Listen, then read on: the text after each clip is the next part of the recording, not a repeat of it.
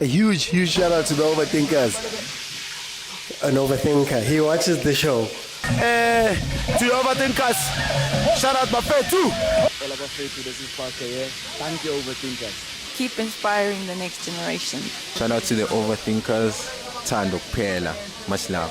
To my overthinkers, mamela ubuchopho ngeke buphume buyakhula nizinja nikhokho yazini as overthink siya overachieve. I'm stealing that. I've stolen that one. I've stolen it.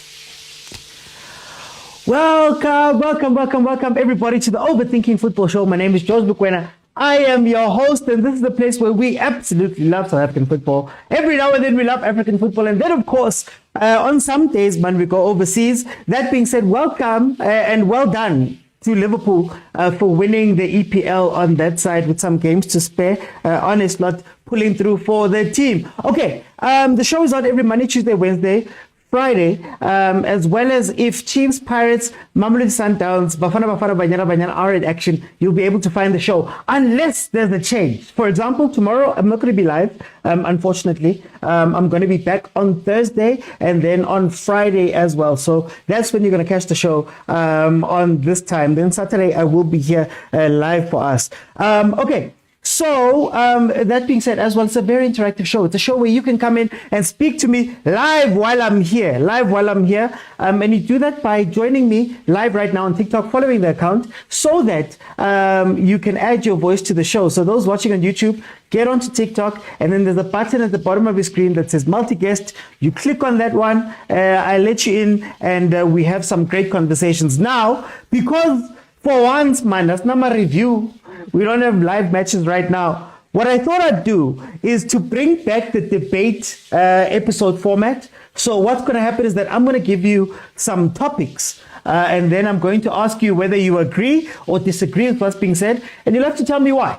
That is basically how it's going to work. We're still going to work with panels, but that is how it's going to go. Before I get too far, guys, I did an interview for my podcast, the George Mokwena podcast, on the Overthinking Football Show YouTube channel, where I interviewed Jordaan Milford. It's an incredible interview, an hour 30, where we speak about everything, because Jordaan is one of those players that has played overseas. He's played for Vets, he's played for Chiefs, he's played for Sundowns, he's played for Swallows at the end there, and he's got some great insights on some of the topics that we speak about all the time on the show. You know, why is the jersey heavy? What does it mean? And Tate Motsepe, because he was there when Tate Motsepe was coming in, he has some insight onto what type of attitude he was coming in with, what type of money, and some other stories that you'd really love to see. Okay, so we're going to get into this now. I need some people to request. I'm going to start us off with this topic. For those who don't know, Coach Rulani, it's now official. He's done at Wydad Casablanca. In fact, they've placed him on special leave. Special leave, the special leave that we see in the PSL, where somebody in the middle of the season, well, there's 3 games left, middle of the season, Motu Saliko special leave after a technical director was brought in. So it has now been confirmed that Coach Rulani is going to leave, which begs the question, does Coach Rulani come back home? Do you agree or disagree that Coach Rulani needs to come back home? Kuma? How's it? Kisha Puman Kumo, Mara, you sound far away.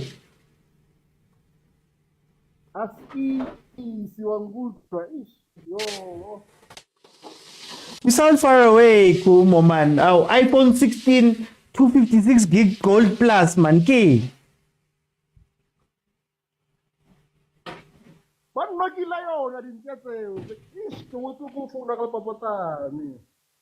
Is there a water sound on my side? Oh, okay.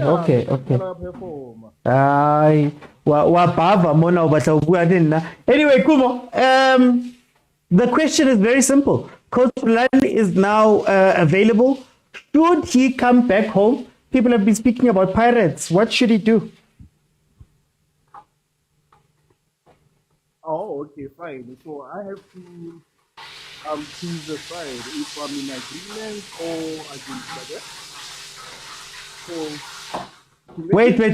Guys, can you hear Kumo properly? yeah. I just want to make sure. Can you hear Kumo properly? Because it still sounds like you're low, man.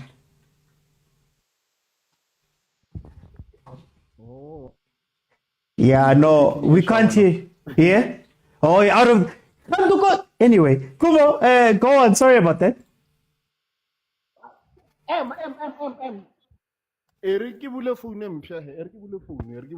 Mara solely right, you know. Solely right. You're right now. Or right now.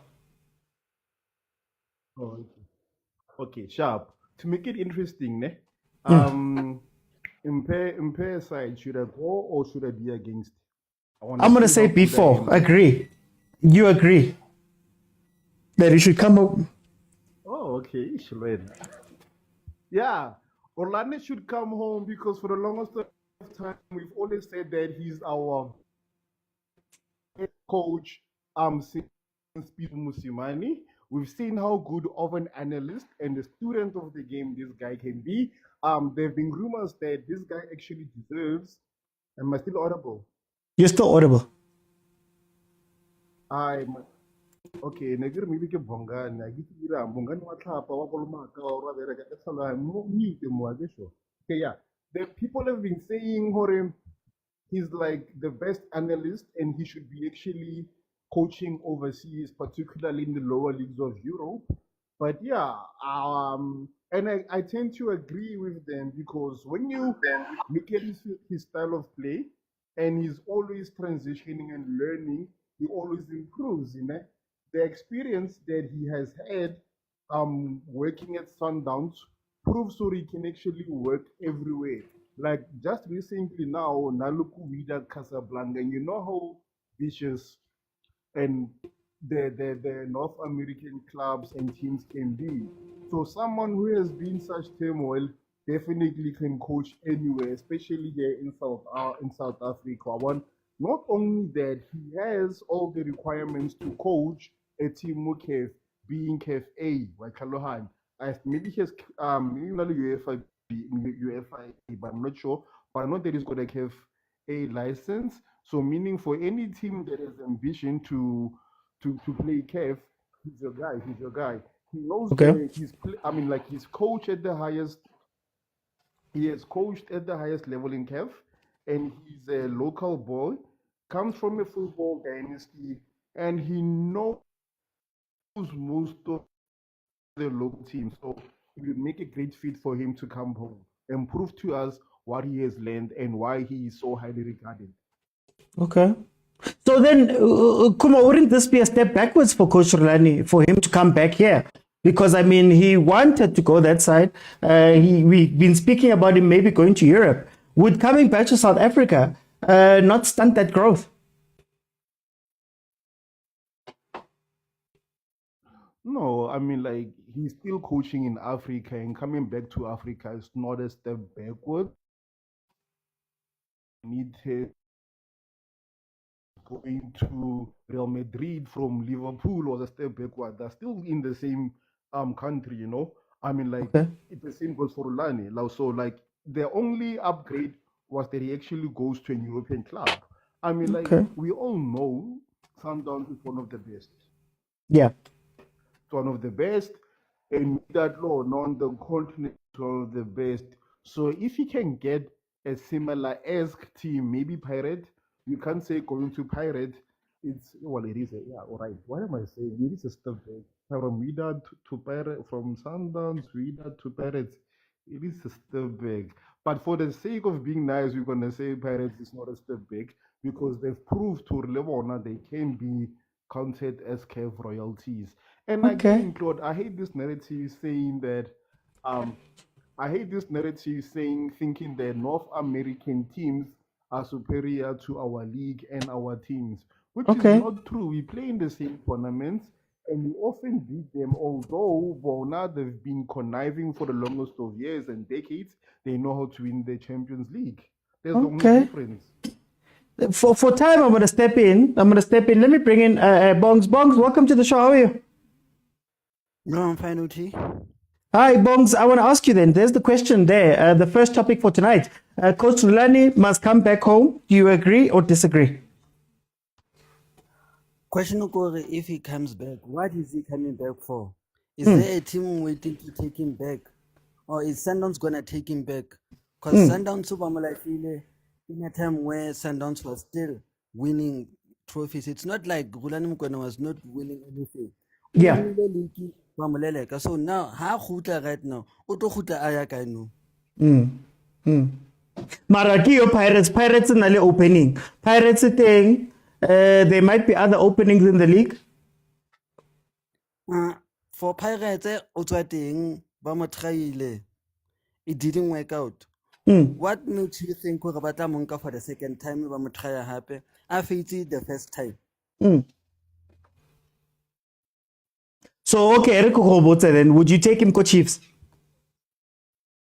I would never take Rulani Chiefs. I'm not. Why not? Because Rulani ke motho a batlang team NLM finance. Chiefs are team e batlang motho. So how can you work at Chiefs and make magic at Chiefs when Chiefs doesn't want to be turned into a team that will win?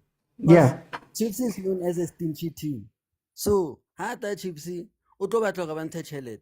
And you know Bona Chiefs is not a team about yonta chelet. They give out the free agents and buying cheap players. And Would Rulani you- is not about making cheap players. Does Rulani have to adapt then? Does Rulani also have to learn not to be a coach that needs so much? It's gonna ruin his career. Kaizer Chiefs ruined a lot of coaches' careers.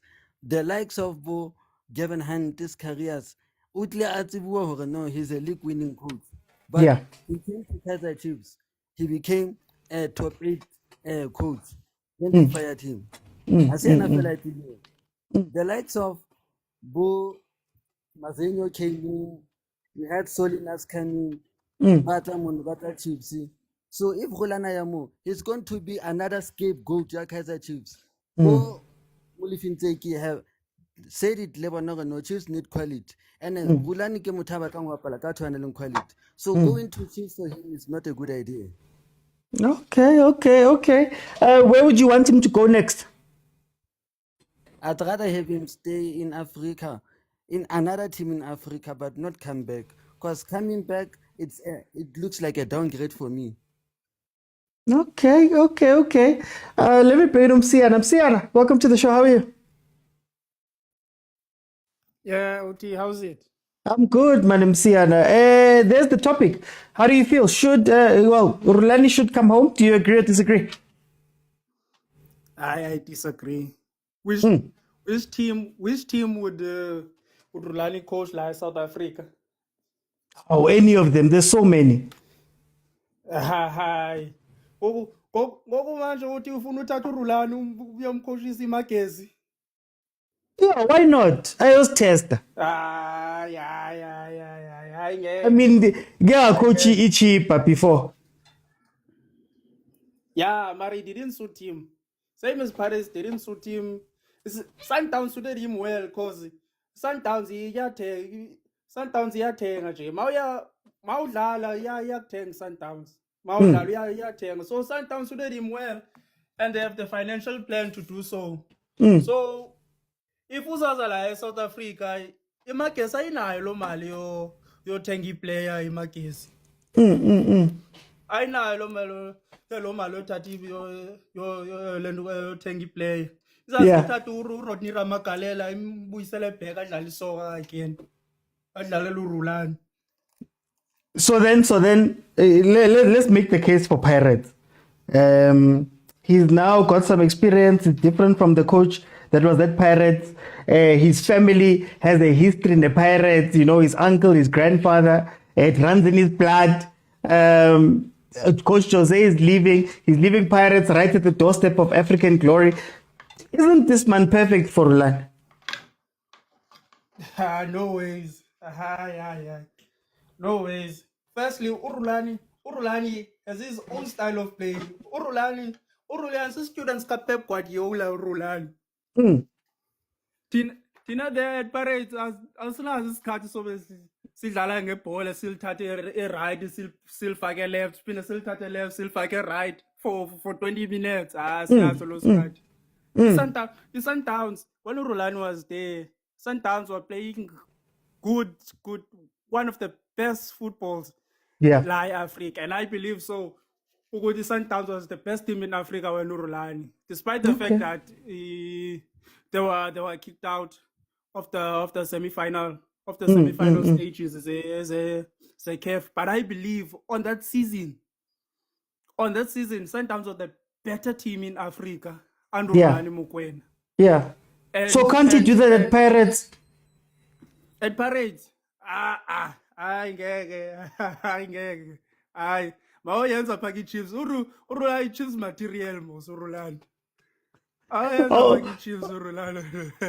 Okay, so if he mustn't come home, where do you think he must go? Now, with his next step. I believe what another move abroad, maybe Qatar, Saudi Arabia would be the best move for Rulani, not coming back to South Africa. And Rulani is a good coach. He's a good coach. Mara is that type of coach that you need patience for. Yeah. And you'll probably need to spend money for, just because he has, as I said, he has this type of football. A football like Pep Guardiola. You need to be patient. Let me. Yeah. So I believe Uguti a move away, maybe on the Gulf leagues. Qatar would be good for him. Ngoba abantu imali ospenda laba bantu asina malti la South Africa yo tenga mara nangu Pitso kuma Gulf League, and then we haven't seen him come back from that, and Pitso is much older than Rulani. Is that move we should be making at this age? Pitso. Yeah, Rulani is younger than Pitso. Pitso there bebemsebenzisa for ukuthi amatimo abangayiki relegations. He was not hired there to be like a real proper manager. He was not hired to be a real proper manager. Because I remember, I think the last team he coached, the team was struggling and fighting for relegation. The team. Yeah. So they took Pitso just ukuthi mabamkhuphe nje kwasa relegation spot. After that, abanayi planning Pitso. Okay. For time's sake, let me bring in Umpopo. Welcome. OT. Paul, where do you sit on this? Rulani should come home. Do you agree or disagree? Personally, I disagree. He must stay away. He must stay. It's either he must stay in the country he's in right now, or venture on further away from home. Because I don't think there's any team he can coach in the PSL, especially in the big three, because you can't really take him to a smaller team other than that. Yeah. But where does he go from here? Because Sundowns deemed it a failed season when he finished. That is deeming this a failed season. What are his options realistically? I don't think it will ever survive even in North Africa. I heard at the moment he's in Europe since he's on special leave. So I think he must go and try something out there, because I feel like here in North Africa, first of all, it was a bad move for him going to North African teams, because like those guys don't have patience. He took the team took Wydad from 6th to they're currently 3rd, but they are abadlali kanjalo. So yeah, I think a move to Europe would make sure.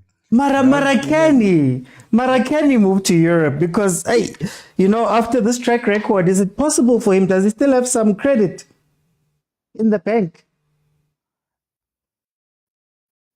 Yeah, it's quite a difficult one, but I think he does at the same time, because like I've just explained to you that we are looking at a Wydad team that was really falling off the pace. They were 6th in the league last season, and now they're currently 3rd. So I think credibility is a con. It's just that because you're even asking about the question of him coming to coach Pirates. I don't think it can even work, that one, because Okay. I mean, Pirates, we don't have patience. We don't have patience, and I think Rulani requires patience, and he requires a high budget to be able to be successful. Okay. Let me bring in Prati. Prati. Bra, Otizo, Joang, bra, Otizo. Man kimnati Prati uka monka wena Rulani ko Chiefs. Sheba, bra, for project ning ka motsaya bra OT. For project ki dula fatshe fela ke ko re dula fatshe le ene re plana sengwe le sengwe re starta from the scratch anka monka bra OT ke mona di player tse le gore wa di batlang ka monka bra OT. Mara o tlo batla control, o tlo bua haholo. Yeah, I wanna coach bra OT se se golo ke gore ha o batla coach e atlege succeed bra OT tshwanetse o fe coach a support for at least ya kere jara di ka nna for 2 or 3 more years mo fe o bone gore a mme ntho tsa mago yetsa a ya bereka before ka le ka coach because of ke ntho le gore re iphitlhela no yana le ko makhosi re le mo gone no yana re batlile nabi ke rona di fene re batlile nabi but re a lela ka ene today because of dilo a di berek. That's why ke re sometimes re tlhoka patient, and for project ke nagana gore Rulani bra OT re ka monka, and ke nagana gore ko North Africa kwa ke ra gotle bra OT because of wa North Africa kwa ba monke serious, especially ko moroko ke ma aka tsamayang 8 months because ke mametse mo ditabe ke ma aka tsamayang 8 months a sa gole ba re nke serious, even le Pitso Mosimane ne ba sa nke serious. And it's not like North African football is better than South African football, ke fela gore South African football tshwanetse re gona le mo, yes we are still lacking there and there ha re tla mo challenge bona mo Champions League ha re tla mo challenge di team tsa ka bo Ahly, so wa bona gore khona go bella re tshameka bothata ke gore we are still lacking, especially mo pele mo le re tlhoka di mo dribbling was that, and ke nagana gore Rulani for project bra OT yana nka ra gotle gae. And if go na le team di batla go succeed bo Richards Bay bo ba re keng bo Richards Bay bo TS Galaxy ke le ka ba project right for bone, and ba mo fe support ba mo fe madi because of a ke a dumela gore bo TS Galaxy ba na le madi mo le go le go build le go scout di player mo le ba gona go scout, then bra OT gore go team league ya rona tle go e be le competition le se gore re ne le league e average di lapa tse 2 di compete for league because of re tshwanetse re ne league le gore thata re itse gore re na le TS Galaxy, re na le Magezi, re na le go team e be le competition bra OT mara Prati for yena Rulani ke mo o tla coacha mona, mara ha coacha bo Richards Bay ha sana CAF Champions League, ha sana di Club World Cup, ha sana ntho tseo kaofela, a ngeke a trepege mo ko gae gore no a ska gona go ya kwa le kwa go ya hodimo bra OT a bona ha re ka re ko North Africa ba re tse serious bra OT even a ka tsamama wa bona le Pitso Mosimane ntho e tsega tsenga Pitso Mosimane. Pitso Mosimane o win the CAF Champions League, I win 2 times or 1 time, I'm not 3 sure. times altogether. Yeah, why but still it was not enough go unluckily kore ba di manda go ipotsa gore ba batlang a batsa I think o tso go bua around go Club World Cup kwa a ba isa ke tsora a ba isitse go bothotse ba re ke bronze medal if I'm not, yeah ka ro thotse bronze medal, and still na le under pressure bra OT North Africa ha ba tse especially the coaches tsa rona tsa bodaki ha ba tse sentle bra OT. So mo gae mo bra OT team if di batla go start a project because of yes Richards Bay aka go coach Richards Bay but with no support aka se loke bra OT just like Kukuchipa United wa go tisa Rulani ha ana di player tse leng tsa gago o expecta gore a win the game a win the bra OT ke yone ntho ile gore ya re bola mara for go build if o batla go build team ya gago o Stellenbosch o batla go build team ya gago bra Rulani aka ba right bra OT and o for time I'm going to jump in. Let me bring him. Welcome to the show. How are you? Hey, it's OT. How's it, my guy? I'm good. Oh, tell me about this. Where do you sit on this? Must he come home? Do you agree or disagree? Let me start here because I've got two answers for that. Let me start by saying why are you giving me two answers? I wanna lay the foundation first so that we understand each other. Yeah. As South Africans, Rulani didn't fail at Wydad when I OT. Okay. I think the only mistake that he did, like he believed he can bring miracles in a team that is so messed up, from top management to from the president himself to the management. Let me just tell you what happened last season on OT. That team was number 6. They lost 10 matches. Yeah. His predecessor lasted 4 months in his job. If the stats are anything to go by, the previous coach, the coach before that, lasted 2 months. Okay. So because I was like, no man, I need to check. There's something wrong with this Wydad team. There's definitely a lot of things that are wrong with this team. Number one, there's an issue of the salaries. Okay. They don't pay their coaches. There's an issue there. Number two, coaches don't last there. Why are we saying Rulani failed? He's number 3 in the log. He only lost 5 games. It's his first season. Is that how we're going to judge our coaches, honestly, in Africa? But isn't that the history of the team? You know, there's a guy right now who's number 2 in the Egyptian Premier League who got to the semi-finals, lost it on goal, and he's fired. Ahly. Isn't that you have to bring something, especially if they have spent so much? Now then we have a problem in our OT, because if you look at the history of the way they appoint their coaches, it seems as if they are looking for instant results. And I'm saying to you, let's go and check Wydad coaches before Rulani, the ones that were fired. You would be shocked. And the fact that, again, you've got a coach that traveled from South Africa to go and coach up there, and then you don't even pay the salaries of that coach. And then we come here and say, should he even go to overseas according to the stats that he have? Which stats? What are the Sundowns stats? How many times did he win the league with Mamelodi Sundowns? Have we forgotten that? Up until he decided to try and save a team that is so messed up from top management down there. I am with Rulani here.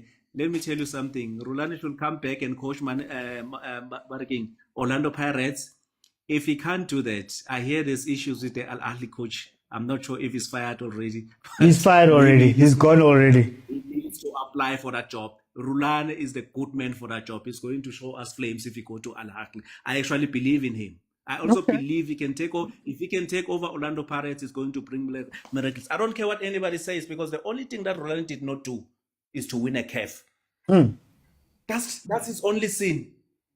Let's be honest about that. Is he not a good coach? But also a Nedbank Cup, an MTN 8.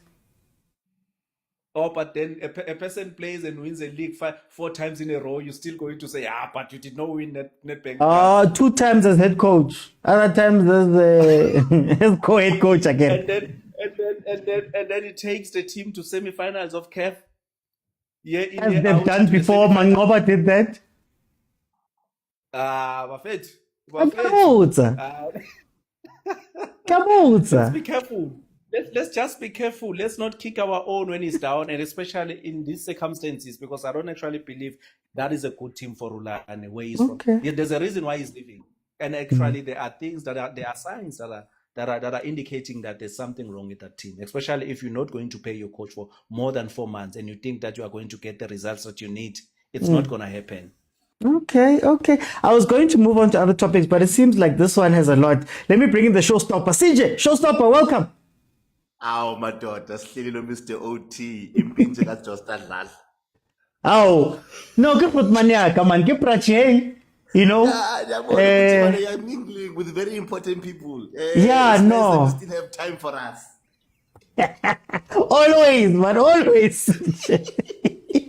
Station, there's a statement.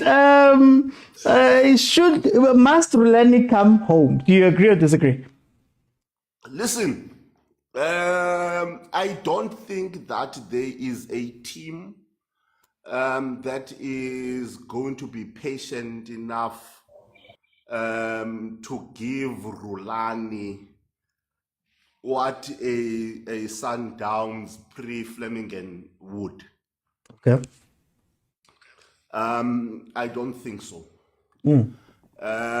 If teams these days, if they're going to give you the necessary support that you need, Yeah. you need to deliver par excellence. Mm.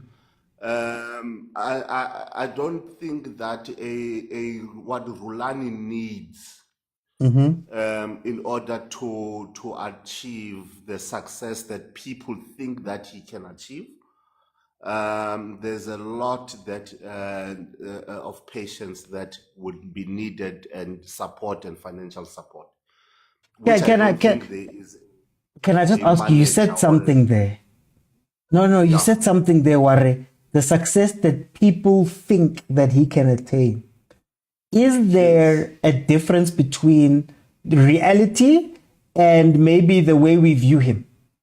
If that makes sense. Record tells us that there's a difference between your records tell us your actuals. Okay. And our hope tell us hopeful thinking. The reality is this: Rulani was head coach of Sundowns for what, two seasons?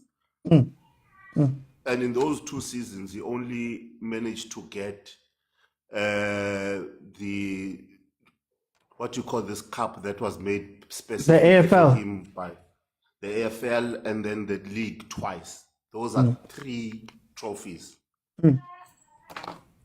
Out of how many trophies did he contest? Okay.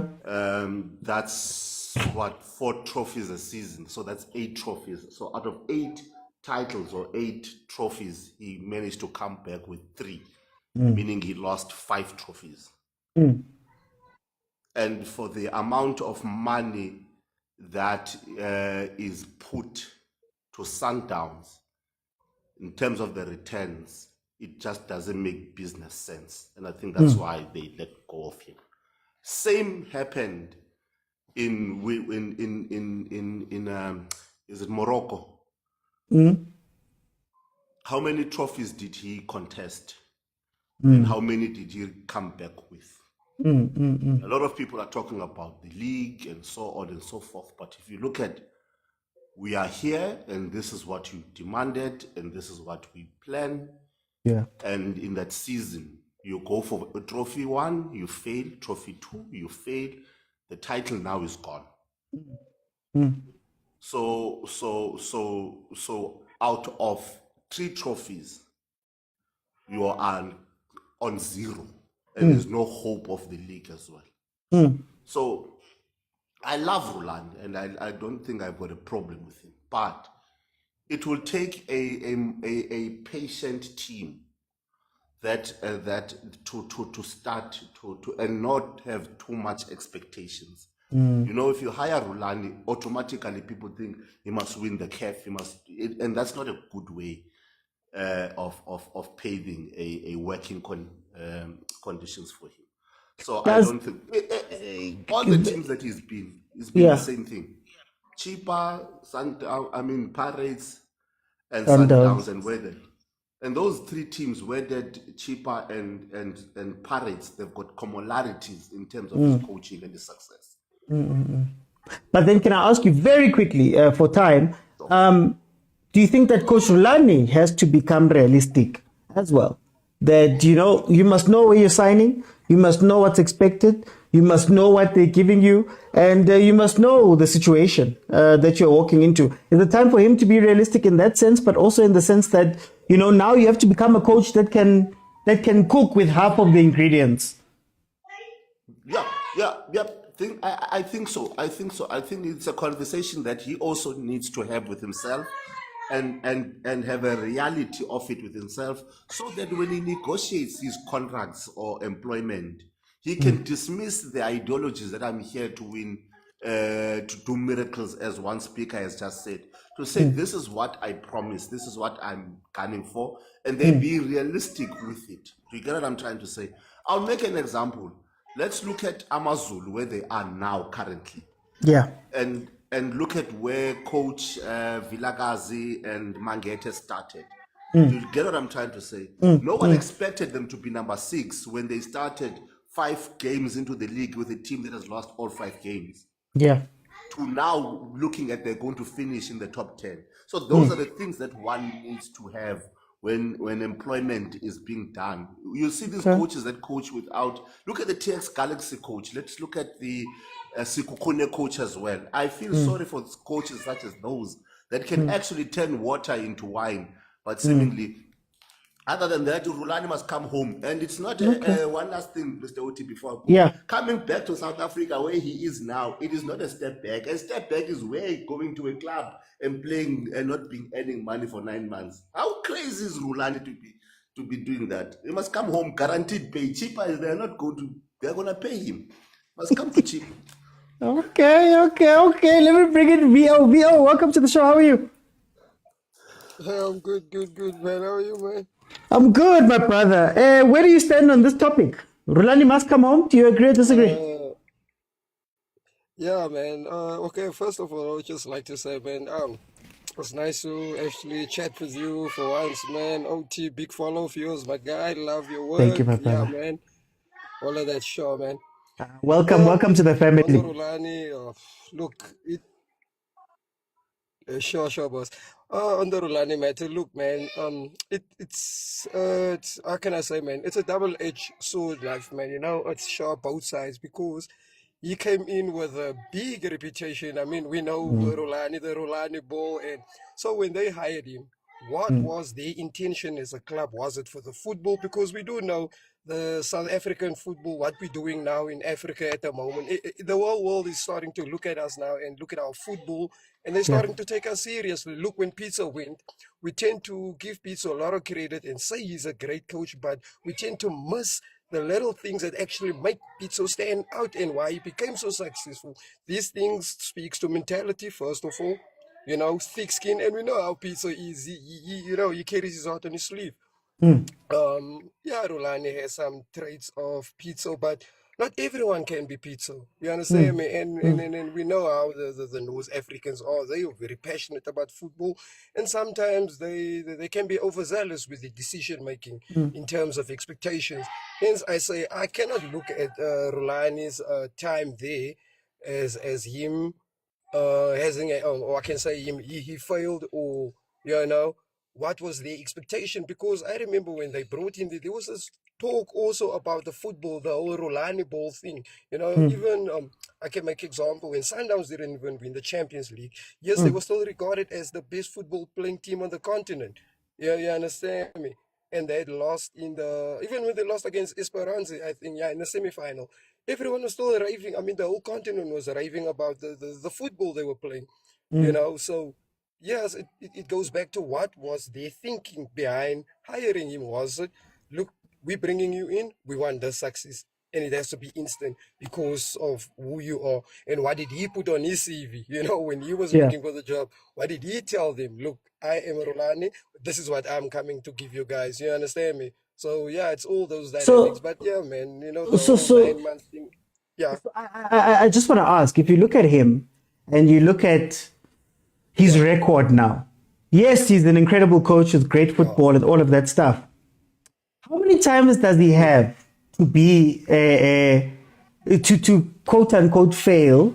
How many times does he have before everybody goes, okay, now we are seeing through you? Do you think that might happen with Rulani at all? Yes. Oh, that's a good question. Yes, that actually makes me think of Pep. When Pep went from Barcelona and he went to Bayern, he had everything. I mean, you understand me? He had everything. Yet, just him not winning the Champions League was considered a failed. You understand me? And then he went to City. At City also, it didn't just click. It took some time. But now the difference is there was people that believed in him. They believed in the project, and he got the necessary support. So for Rulani, that's the question he needs to ask himself. Is he going to go to a place where he's going to have that necessary support, first of all, where they're going to be patient with him? Because in order for him also to work, to function, do you understand me? He needs a positive environment. You understand me? Because he can stay there another 2 seasons and prove him. Improve why he is Rulani, but how the what's the environment going to be? Okay, So, no. yeah, just 2 seasons for him. If he's still hopping, he needs to get his story straight. Yeah, in the next 2 seasons, he needs to get his story straight. Yeah. No, Vio, thank you so much for joining the show. For the first time, welcome, like I said, to the family. Let me go to every family on Malume, man, and he's been missing for a very long time. Sure, thanks, Malume Kutso. Mr. OT. His son, eh? Yeah, we found your pen account. Bumalabo. Utsala lisinje, ralibona, but it's fine. Unjani, Mr. OT? But kemonate man, Malume Kutso. Tell me, where do you fall on this? Must Rulani come back? Do you agree or disagree? I think Coach Rulani, Mr. OT, should treat himself as a young player. Okay. As a real Mufukeng, and understand that in as much as he's a genius, he needs certain support structures. Yeah. He needs to understand that he's a young player. When you look at O'Reilly, you can see, man, there's TLC for him there at Pirates. Yes. And I hope he realizes that in as much as people can whisper anything in his ear, the TLC he's receiving at Pirates is unmatched. He can disappear the whole game and not even be subbed. And when he does one thing, we give him a standing ovation.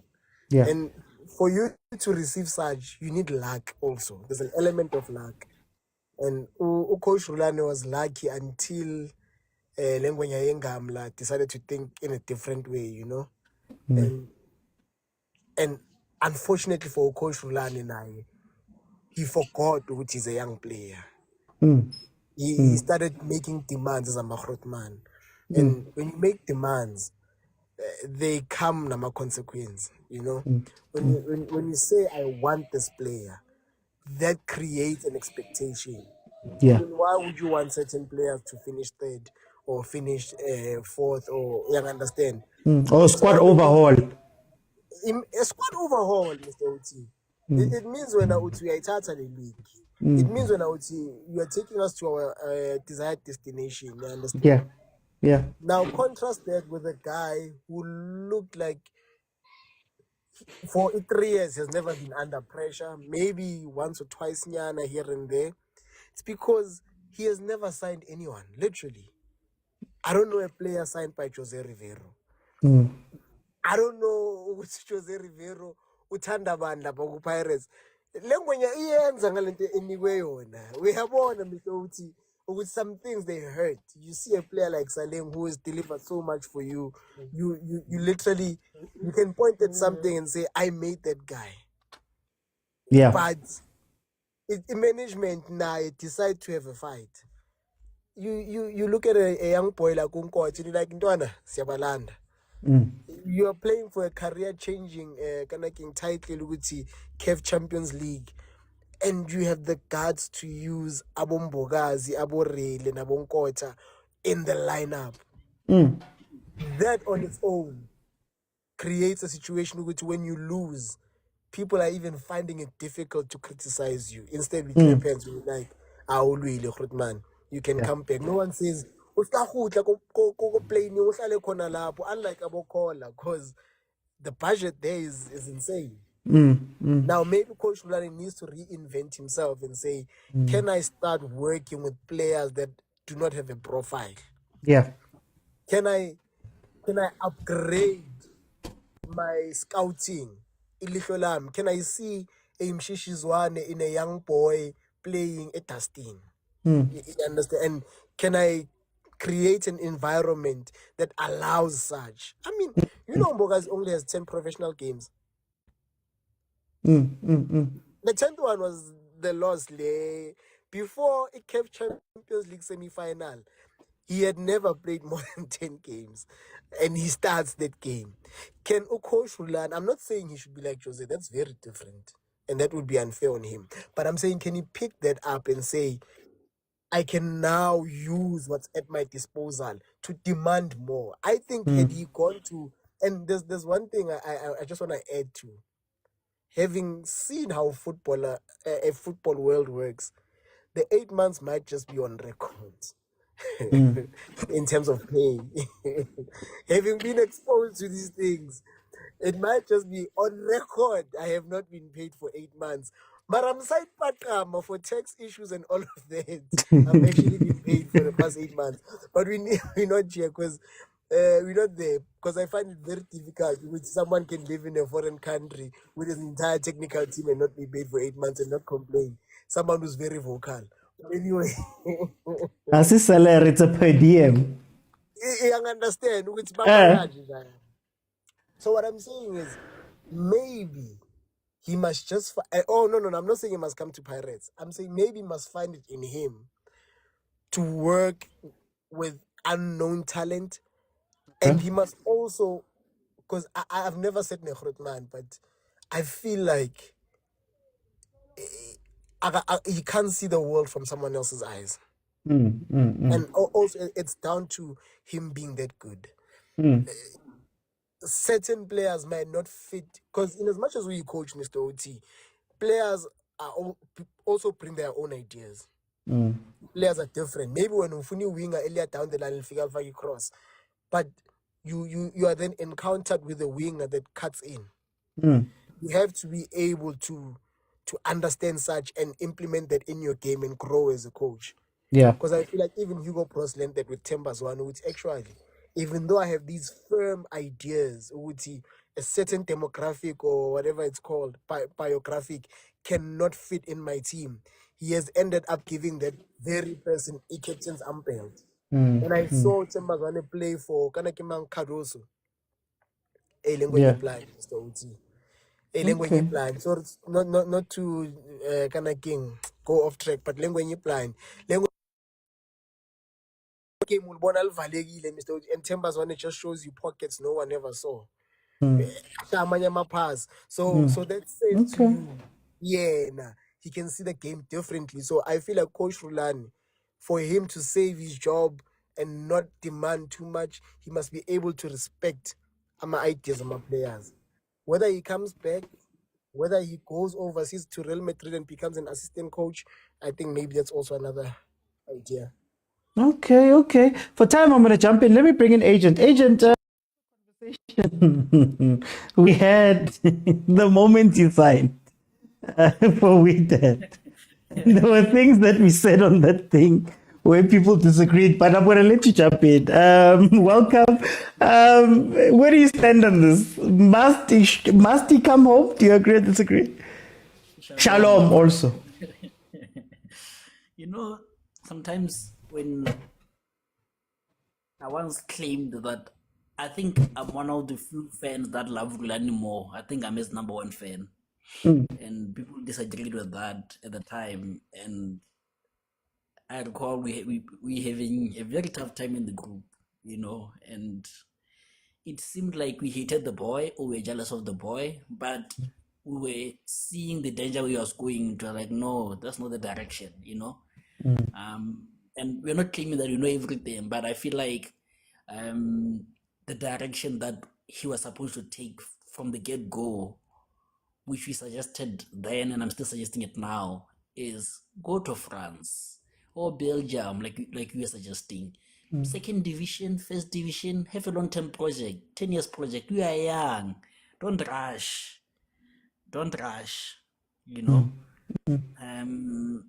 Even if it takes you 10 years to promote a team from second division until it reaches the French League One, you will be recognized. You are going to have a star shown. Teams are going to say, hey, this guy has a track record of promoting teams. Hey, as Leeds, I can take a chance on him.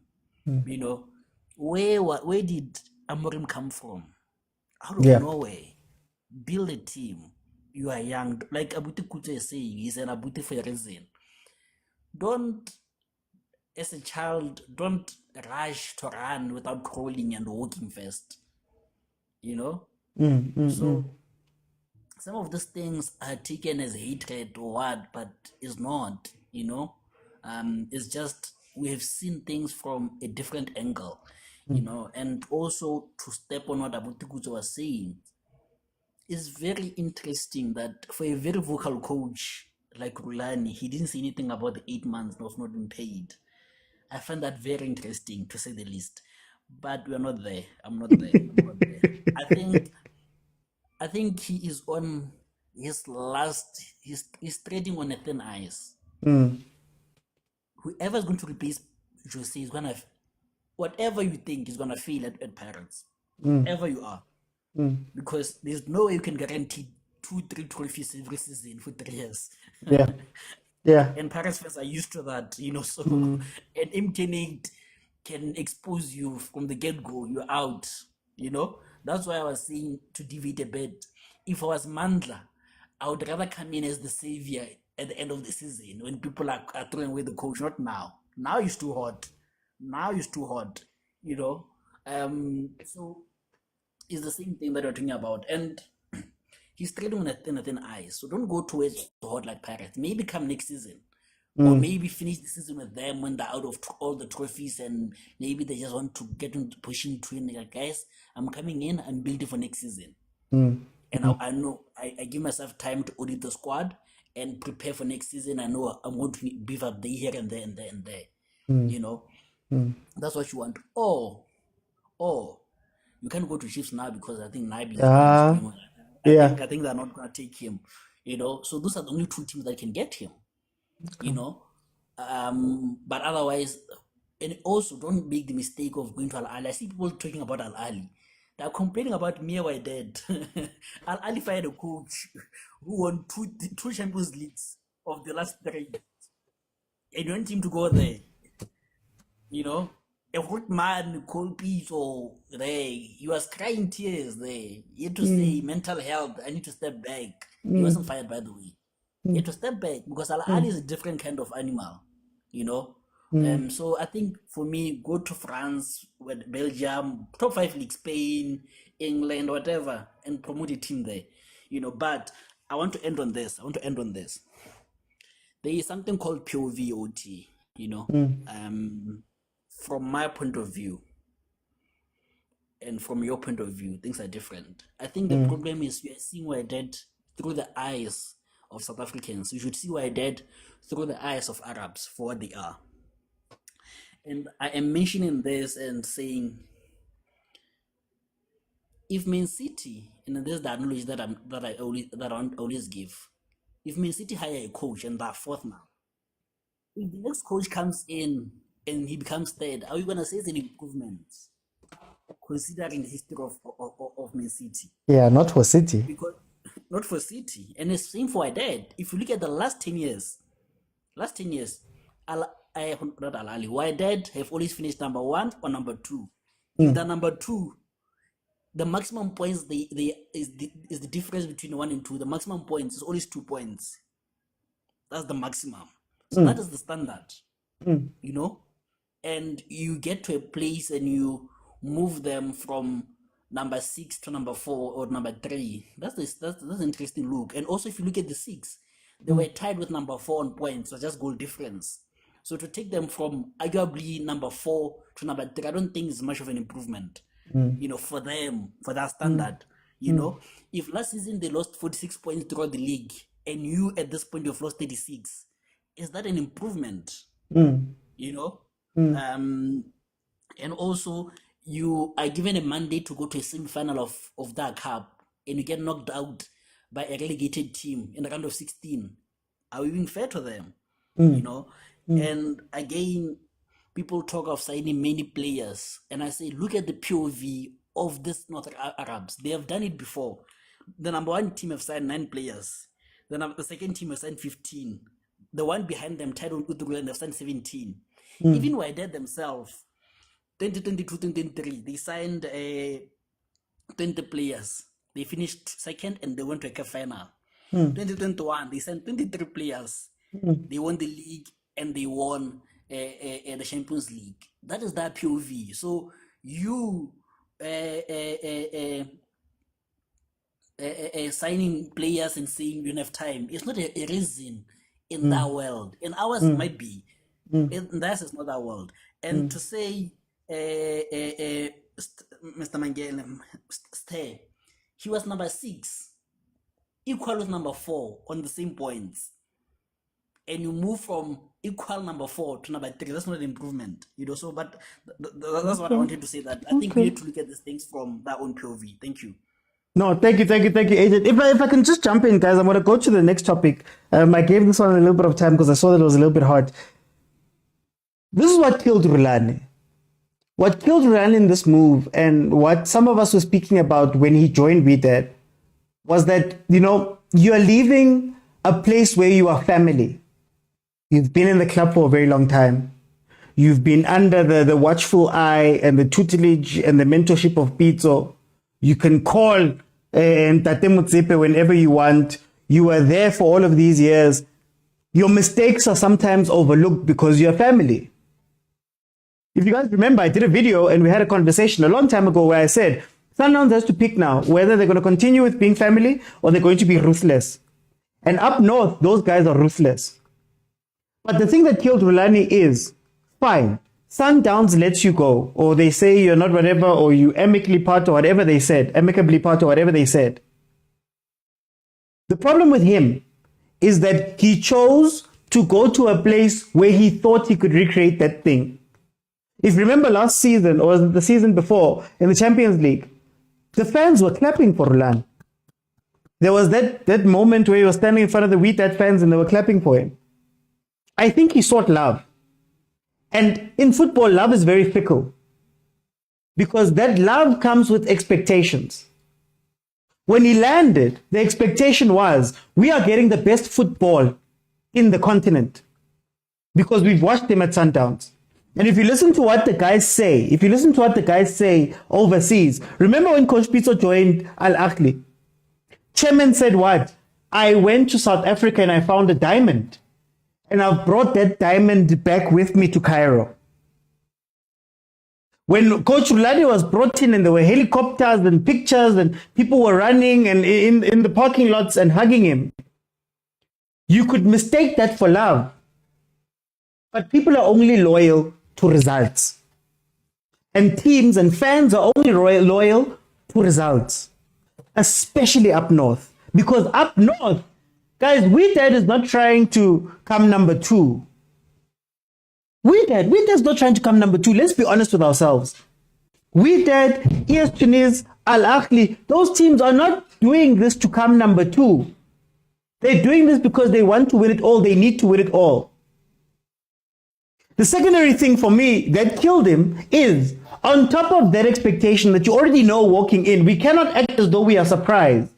On top of that, they go and sign 23 players. They go and allow you to bring in your whole technical staff that you wanted. Ellen Fries and all of those people are there. They let you bring in Abo Lodge. They let you bring in Abo Kesias Mailula. They let you do everything that you want to do. And at some point, they have to look at the results and say, okay, is the results the same as the same as what you got back? Are the results similar to my input, what I've invested?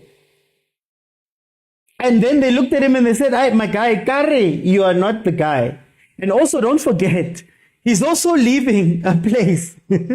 he's also leaving a place, where he had technical director issues, allegedly. Flemingburg. And he's walking into a place where that technical director has only been in the job for what? 6 months? 8 months? So Rulani is his first gift to the club. It's his first thing to say, yeah, guys, there we go. I've gone out and I've fetched somebody who can take us to the next level. Now imagine the results look the way that they look, or the output looks the way that it looks. Obviously. Then you'd see the TD. The TD would look at him and say, my guy, I'm sorry. Someone has to die here. Someone has to die here. Now with Flemingburg. Flemingburg went to Topi and he said, hey, we're going to get rid of everything that is Pitso. Rulani is gonna go, Mangoba's gonna go. I bring you Cardoso. Now that he's in the final, he looks back at his boss and he says, I made the right choice. This guy looks back at his bosses and what does he say?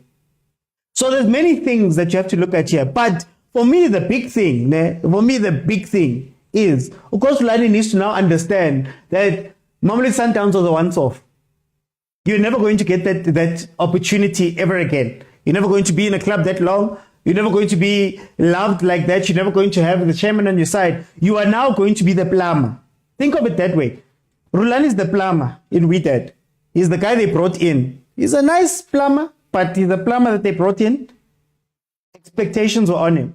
Think about when Jose Rivero got here. They had to prove themselves. When Pitso got to Ahly, he first had to finish the job because he finished halfway in. Well, he came in halfway in. He finished the job and won the Champions League. Then he had to go and win another Champions League just to prove that, hey, guys, I'm actually doing something here. That is what the world demands. And I think Rulani, wherever he goes, he has to dial it down. He has to dial it down. He mustn't speak loud. He mustn't make demands. He mustn't do all of those things.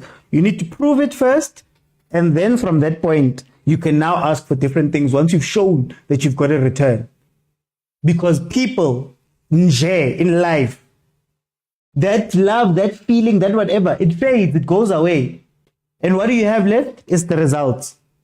And maybe if you get the results back, you can get the love up. Mara, if you don't have those results, everybody gets tired. Words are words. But in any case, I'm going to move on. To the next topic. I think I'm only going to be able to do 2 of these topics. I wanted to hear what you guys were feeling about some of these topics. So let's give 15 minutes to this one. Guys, in the comments, this is what I'm putting on the table. I'm putting on the table that Fadlu Davids, finalists of the CAF Confed, winner of the Moroccan League last season, invincible as an assistant coach.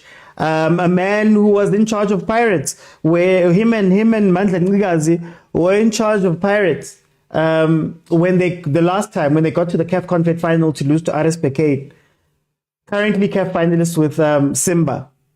Is Coach Fadlu the best South African coach currently? Is he the best South African coach right now?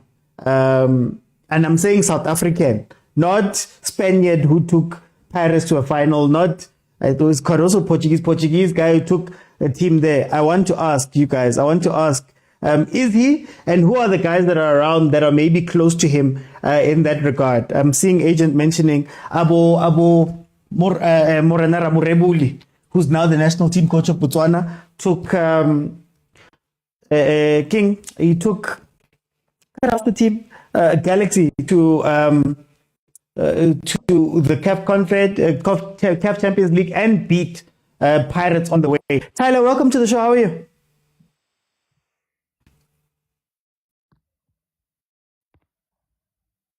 Tyler? OT, are you there? I'm good, my brother. I can hear you. Yes, OT. I wanted to to talk more on the Rulani issue, but you just introduced another topic now. Okay, let me do this. Add the Rulani issue, but then I want you to roll it into this conversation we're having now, because Rulani is looked at as one of the best coaches in Africa, but now there's a coach who's got some results behind him. Yeah, you see on OT on the Rulani issue, there are 2 arguments I want to raise under Rulani issue for Rulani to come back. Oh, you know what? Okay, let me do this. Guys, if it pleases the court, we will stay on the Rulani issue and we'll discuss the others as we go along. I don't know if the court is fine with that. Let's have an episode where we'll be discussing this then. Tyler, go ahead. Rulani. Rulani when OT, if you look at his record at Wydad, he has improved Wydad league position from 6th to 3rd. Yeah. But he failed to secure the CAF Champions League spot. The key expectation, that was actually the key expectation for that club. And his tenure there was marked by inconsistencies, disciplinary issues, fans not being happy and acting against him, culminating his actually departure from the club. But if you look at his record when OT, he's got a Yeah. 1.8 win rate at Mamelodi Sundowns. Mm. And his tactical acumen is well recognized in South Africa. Okay. Yeah. So I think returning to South Africa and to a club like Pirates, Mm. you know, it will serve him a great deal. Even if he serves as an assistant coach, just to rebuild his career. So I think when the verdict for me, for him to return to South Africa, it will offer him a stability and familiarity.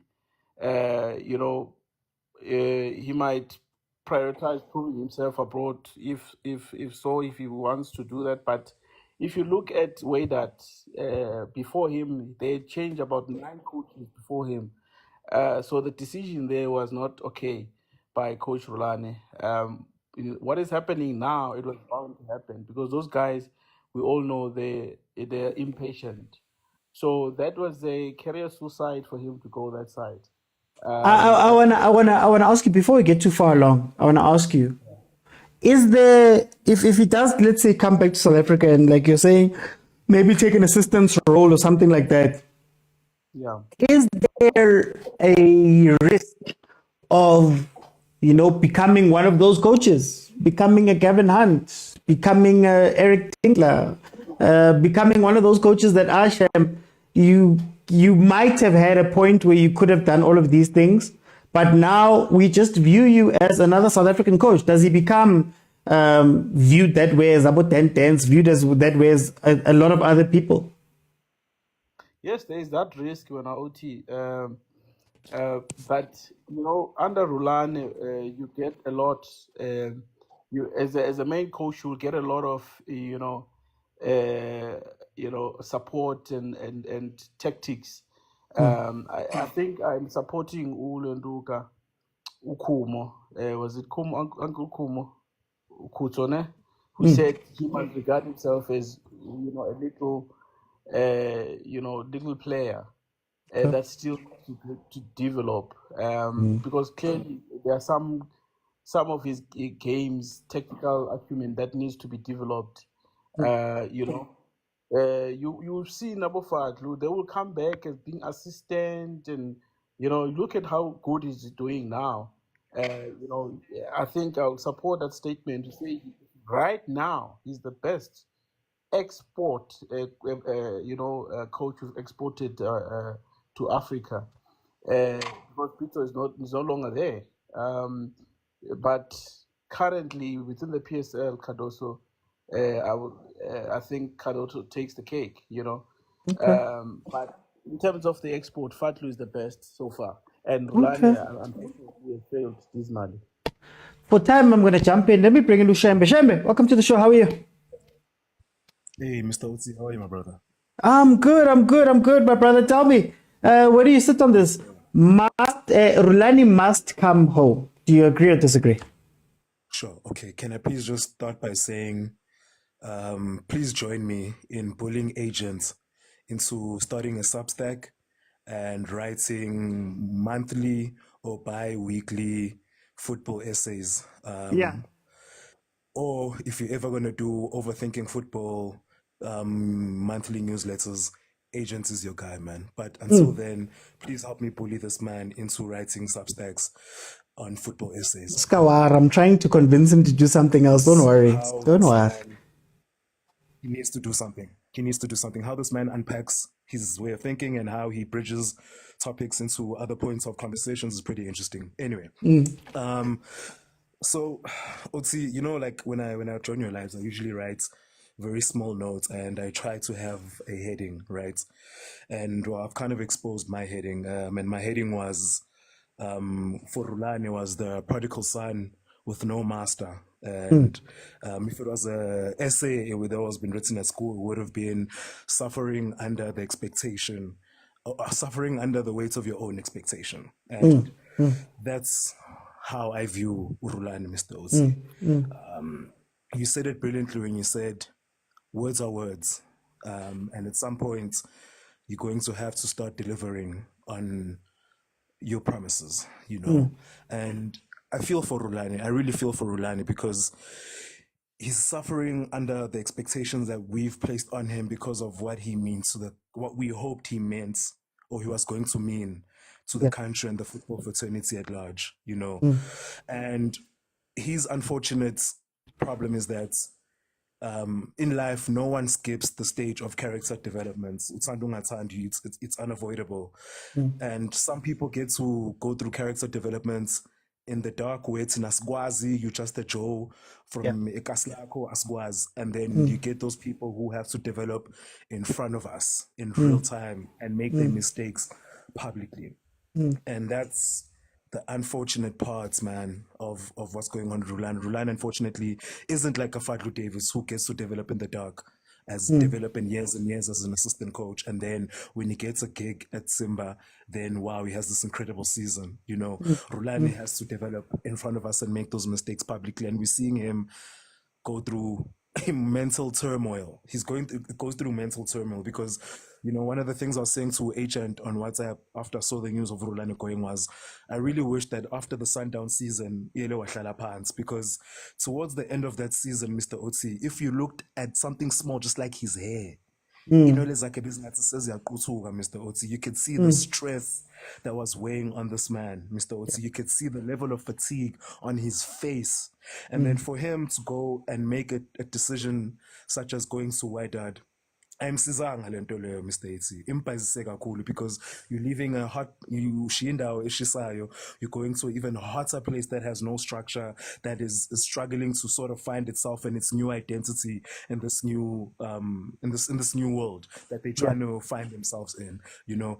So also, like, considering the type of personality that he is, you know, like some teams need a coach who's gonna be able to come in and play the background, be Michelle. You don't have to be Beyonce Mofiga. Just like Jose. Jose got to Pirates and was Michelle. Jose didn't get to Pirates and became a Beyonce. You need a type of coach that's going to be able to see Ashai Spansake move in silence, abe humble, but Rulani isn't that type of personality. Rulani is almost like a Mourinho type of coach who puts himself in the forefront to self-sacrifice in some cases to protect his players from the media and protect his players from whatever the public noise. But ipindi buye ishaya yena that same how we've seen how ibuye ashaya umorino lentolo. If you're gonna be the Beyonce, then miss Shai's sweep against your team. So shaya wena ngeke shaya abadlali bakho. So Shebe, can I just ask, in a broader sense, is this something that we're seeing in football in general? Because when we look at the coaches that are coming out now, you think of Arteta. You know, from assistant to head coach, he came in and he wanted to change things and they gave him free role, and it's taken him 5 years to get here because he's had to learn some things. You know, you look at Amorim right now. You know, I don't know what he thought was going to happen when he landed at Manchester United, but you see some of the wear and tear, you know what I mean? And some of his shortcomings are being exposed. Do you think that this is an issue with how football is right now, that a lot of the coaches feel as though, guys, I'm the coach. You know what I mean? Like, you've hired me. I need all of the reins. I need all of the control. I need all of the budget. I need all of the stuff. And maybe you haven't proven yourself. I mean, if you look at just for example, Arne Slot. Arne Slot was like, hey, Joe, I'm not changing anything here. I'm not doing too much. You know what I mean? And then that was going to be my case study. That was my case study arguments. You know, Lentoga and Schlotz would see. I think entertainment in general, because I consider football as part of entertainment because it's something that humans use to get away from the hardships of life. Entertainment in general is struggling with a big personality problem. Across the board, in everywhere we're going, we can go to politics, we can go to, everyone wants to be a big personality so that if their career in this particular thing doesn't do well, they have a personality to bounce off back on so they can work with brands, so they can, you know what I'm saying? I don't know if you see where I'm going with this thinking, you know? So the thinking now is as well, like if you're going to be a football analyst, for instance, people are going to tell you, hey dog, do TikTok, hey dog, do this, so that you can be bigger than just this thing that you're giving us, be a personality. And it's coming to bite a lot of coaches in the behind. Because Liverpool, they have a coach who isn't a personality. Same thing with Sundowns. Cardoso isn't necessarily a personality. You have coaches who's come in and say, okay, this is how I like to play. But this is the material that I've been given right now. And I need to work within the means of the material that I have. I'm a multimedia designer, Mr. Oti, you know, and one of the greatest lessons that I had to learn was Uti, less is more. Keeping it simple is the hardest thing to do. Yes, you need to learn the rules so that you know what bounds you're working within. And coaches like Rulani are extremely extravagant. They loud, they stars, you know. And it's beautiful to watch because we get to live vicariously through them. But so me, I wish that Rulani could sit down for a little bit because you can see the stress of football. And my biggest concern is he's going to lose the love of the game because then his career is going to only be marked by hardship after hardship after hardship after hardship. You know, that's what usually happens when everyone indoctrinates you as the next great one. That when you've been called as the next great one, life becomes hard, Mr. Otsi, you know. But if you can do that in secret, then that hardship is only known between you, your friends, your family, and your close ones. But when the whole world sees your hardships, it's a different story, Mr. Otsi. Okay. No, Shem, before time, I'm going to jump in. I'm going to bring in somebody who's actually a coach as well. Coach Picasso, welcome to the show, man. How are you? Give me to my brother, Ukraine. Man. We're going to start it off here. Statement is Rulani must come home. Do you agree or disagree? Then we'll go from there. I agree. Good evening to everyone on the comment section and guys that are on the panel currently. No, I agree. I think he must come home for different reasons, of course. One of the reasons that is important, I think, at that level, the demands are too high, you know. And as a human being, you can only take up so much disappointment, because we really don't know what goes on behind the scenes at these football clubs. Yes, we have ideas as to what happens because we are in the game, you know, but you never really know the disappointments or failures or shortcomings of individuals, you know. You never know whether people have been backstabbed for them not to succeed. You never know, you know. So all that we are saying here, we must bear in mind is that every opinion here is at face value. You know, it's not something that is derived from sure facts, you know. But I think he must come home because of I think ASAP mentioned something very important. I think his mental state right now, I don't think you have to be a specialist to see that he probably is not doing well mentally, you know, because of the disappointments, because of the backlash, you know. I think also, I think he bet too much too soon to a certain degree, you know. Like, as Asho, there was a point, remember when Pep left Barcelona? Because he had a problem with management and stuff. That's why he left Barcelona. And then he took a break. Sabbatical. A sabbatical, yeah. You know. So those things are important, just to recharge your batteries, just to, you know, reunite your heart with the game, you know, because now and again you do lose the love after a lot of disappointments, after a lot of shortfalls or shortcomings, you know, you do lose it. So after what happened at Sundowns, I think, But can I ask, is this, two questions, is this maybe a pattern with South Africans? You know, I had a conversation with Jordaan, the guy's interviews on YouTube. I had a conversation with him, and he was speaking about how he got homesick and he came back home to the comfort of home. But if he could redo that, he would have stayed that side. Do you think that it's something similar that Coach Rulani, as somebody who left the comfort of Sundowns to maybe seek the comfort of we dad who seem to love him. Do you think that he should be seeking comfort, or maybe he should be taking the sabbatical elsewhere in the world so that he can learn also to deal with these things? Yeah, I think for him it's not to, if he's to coach in the next season, I think it would be best he comes home. Okay. If he takes a sabbatical, then it's fine. Maybe for a season, then it's fine. Whenever he decides, okay, now I want to coach, then he can go anywhere in the world, But I think home will help him mentally, the environment itself will help him. Because because even with me right now, I'm talking nothing tactical, nothing technical, nothing, that's field related. Yeah. I think a lot of the issues that he needs to sort out. Look, man, I think regardless of how we look at it, Coach Rulani he's a star coach. He's a star coach because of influence. I think for me, I don't look at much in terms of titles or okay, this coach has won this coach has won that. It's always good when you can accompany the influence with titles.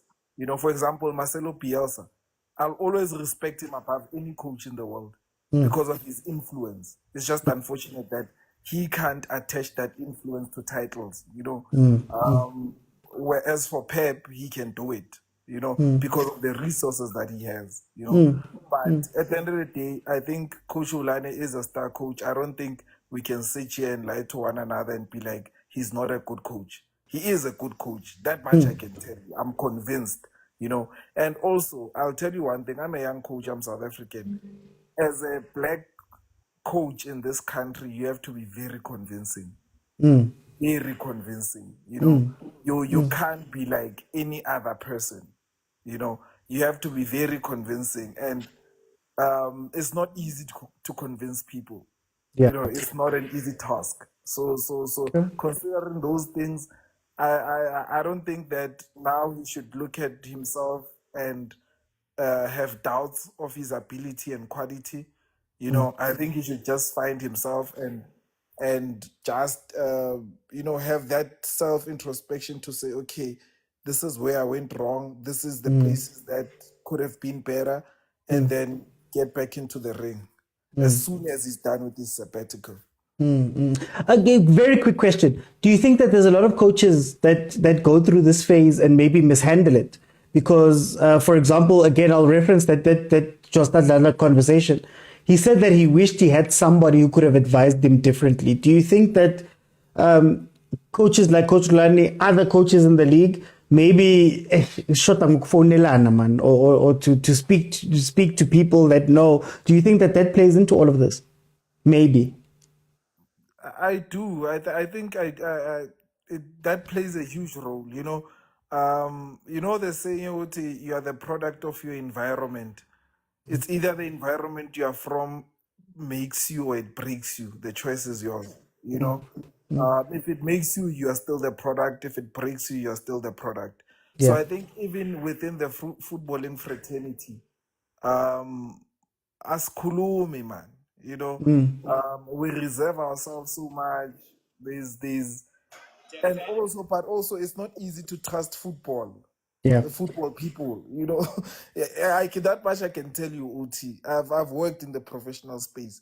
It's not easy to trust people there because everyone at that level is kind of thinking with their stomach, and not with their mind, and so that's why you won't find coaching seminars in South Africa whereby coaches sit down and they just discuss football, the latest trends. We're sharing information. We are, you won't find such initiatives. Why? Because of such things. And also, probably Coach Rulani does get. He knows prominent people. I'm sure he still speaks to Coach Pitso.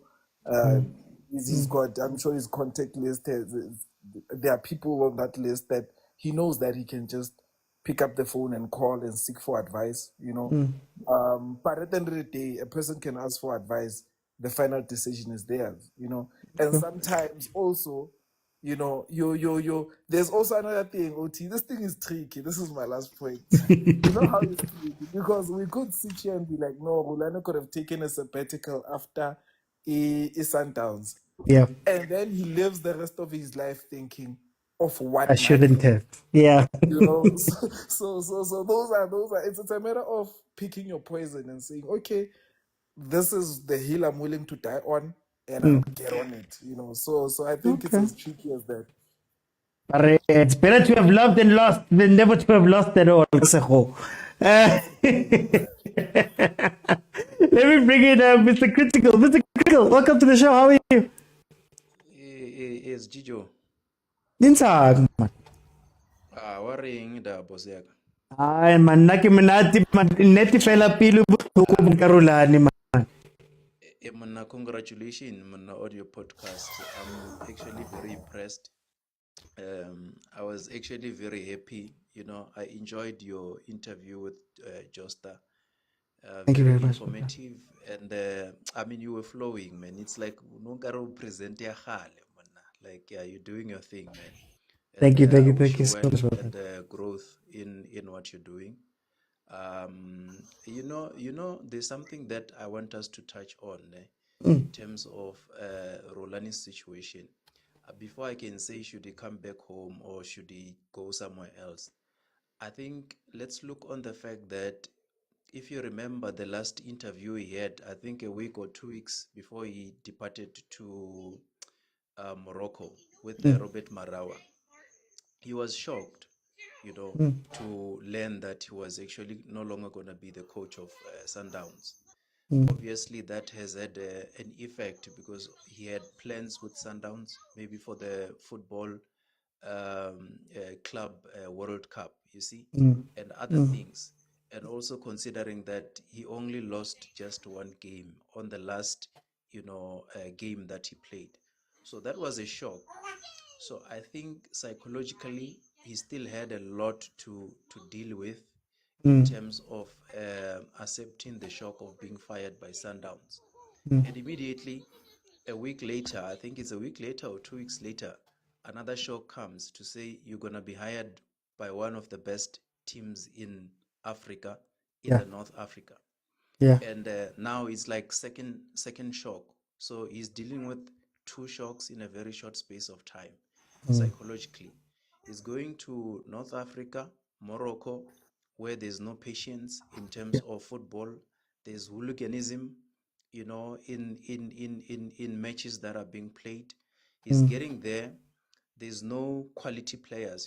I actually watched 20 of the 27 games that he played because I love the guy. I'm a Sundown supporter, by the way. Not that I'm against your team, Chiefs. Don't worry about us. Yeah. So basically, when he's getting there, he's actually overruling the whole team. In a way that he got about 23 players, for him to overall the whole team. Even today, he played 27 games. He still doesn't have a starting 11. So he's still trying to find the players who can qualify, in certain positions permanently.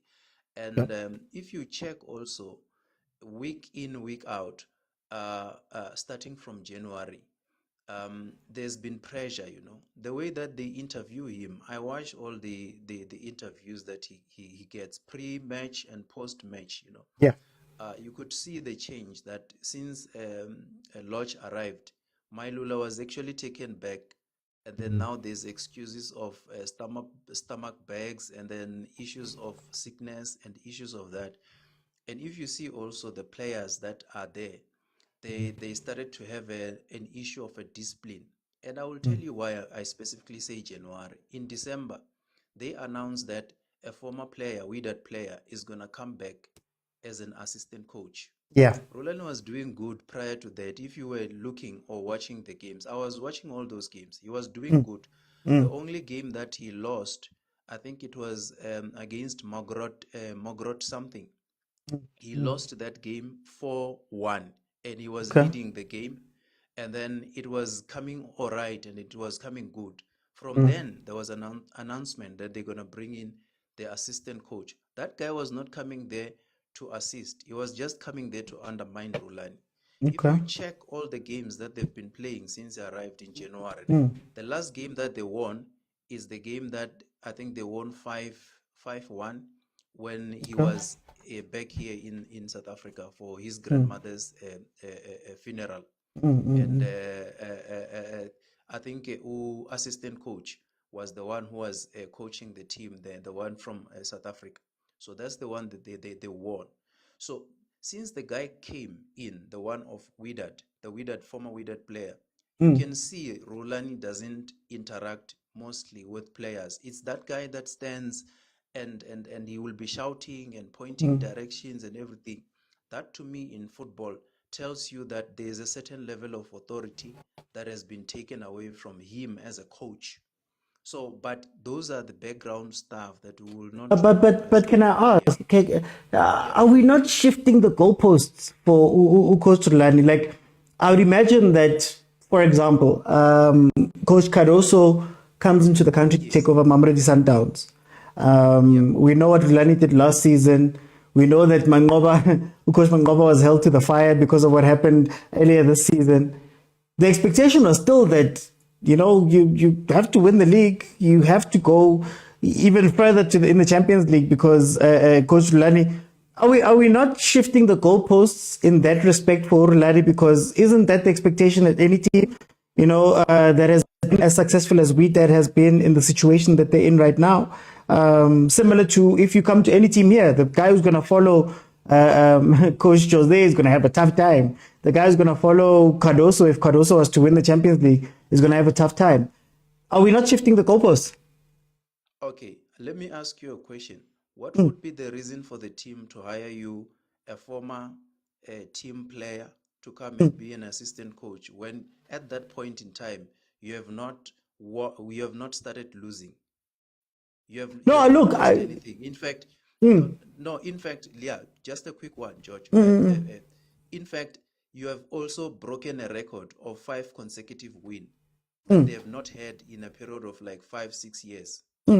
So basically, they say they're bringing in an assistant coach. Okay, I just want to ask you from a technical perspective and a football, what you call a business profit perspective, why would you want to bring in a former coach? They already had a plan to say, no, we don't want to continue with this guy because he's getting too much praises, you know, not necessarily as in like praises for nothing, but praises in the fact that he's winning.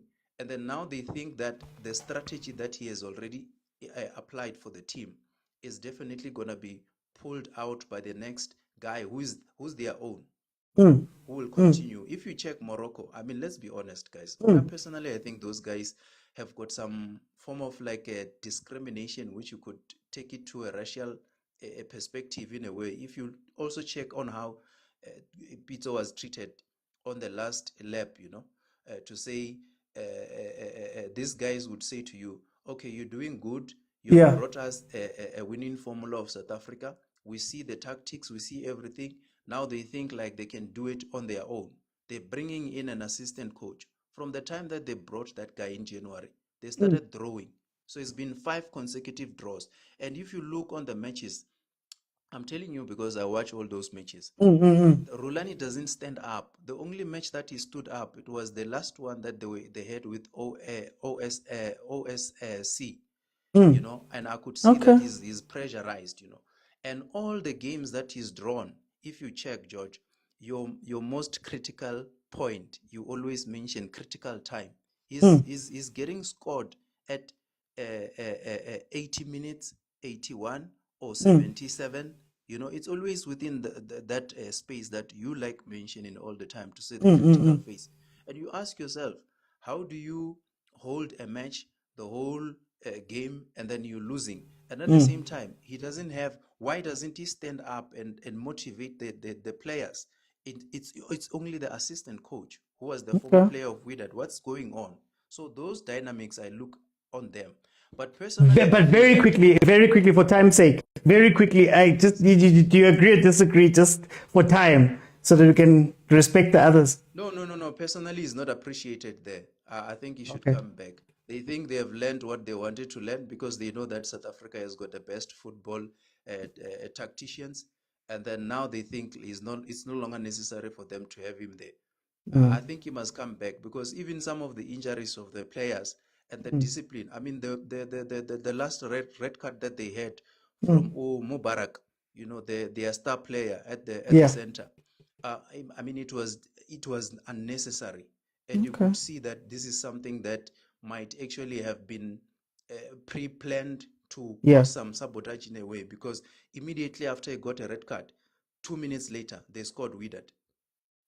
For time, I'm going to jump in. For time, I have to jump in. Let me bring in Butlale. Butlale, welcome to the show. How are you? My brother, here we sit with this situation. Must Rulani come home? Do you agree or disagree? Oti, with this situation, I'm kind of sitting on the fence, because ideally, I would want Jose to stay at Pirates and Rulani to join another team in order to increase the quality of the league, right? Ideally, that's what I would want. But I don't think it's wrong for me to say that between the time that Rulani left Pirates and now, the culture has taken a bit of a shift, right? So I don't know if Rulani fits into that culture. And obviously we can talk all about, how, Rulani's mental state right now and, all of those stuff. We don't know what's going on in his personal life. But to be honest, to me, it doesn't look, in the correct state to take on such a big job. But looking from a football perspective exclusively, Rulani, he would do good for South Africa, honestly, because, the brand of football that he plays, for me, the brand of football that he plays is, it's some of the best football that me personally in my life of watching football I've seen, honestly. And you can say that in Africa is not winning football. You can say that. I partly agree with that. But in the league, we've seen that it's a winning formula. In the league, we've seen last year, you only lost one game, almost went invincible. Whether at Pirates he has the same quality as Sundowns did last year, well, that we can question that. But the type of football that he plays, it will do good for South African football. That's my opinion. So Mikhail, I just want to ask, what are we basing him being the national team coach on? Because isn't that a completely different skill set? Isn't it a completely different thing for us to say that he's ready for that? And is it something maybe we do with Coach Rulani, let's say, that we put him forward for a lot of things that maybe frankly he's not ready for? Like maybe at Wydad he wasn't ready for the pressure, the xenophobia, the racism, some people in the comments, or the way, the culture, the this, the that. Is it a case that we love him so much that we just think that Usha? Me, I didn't say anything about there's a bit of an echo. Is there an echo? Oh wait, okay. Huge echo. But me, I didn't say anything about him being national team. Now, I don't think he'll be a good national team coach, in my opinion. Yeah. Because in latter years, we've seen South Africa go to straight stages of them playing, good football, but not winning football per se, And Hugo Bruce came in and changed that. But in terms of Rulani, what was your second question? Sorry to. Oh, well, no. I was saying. Oh, I'm worried about this echo. I was saying, what makes us think that he's qualified to do that? Because at the end of the day, national team or national team structure, whatever, is different. And are we maybe taking Uko Rulani as somebody that we love, and we are pushing him into these spaces that maybe he's not ready for, that maybe, for example, go with that, he wasn't ready for the pressure, the xenophobia, the plumbership, or looked at that way, or being a black coach that side, or all of those different things that you have to handle when you're a coach. How do you feel about that? Me personally, at the start, I didn't want him to go to Wydad, because I was thinking a bit of. Am I echoing? I can hear you fine, but I think there's an echo. Somehow there's an echo on the actual thing. Oh, okay. I'll try when you're talking. I'll try muting. Oh no, I know what it is. Hang on, guys. Is it better now? Yeah, it's fine now. It's fine now. Okay, there we go. Okay, yes, for Wydad, I don't. That's a tough question because based on what he did at Sundowns, only losing one game, you'd say this guy is ready to go and kill it, go in Africa, but that hasn't happened, and I feel like the style of football that he plays, the brand of football that he plays, doesn't fit in Africa. The brand of football that he plays in South Africa doesn't fit in Africa. Okay. Because we know how Africans play. They say they are moments team. They sit back and hit you on the counter. And he doesn't fit into that kind of category. He plays, possessional football. He doesn't play anti-football. He plays proper football, right? Positional football. So I think that's the overlying problem for me. He doesn't play the brand of football that fits in Africa.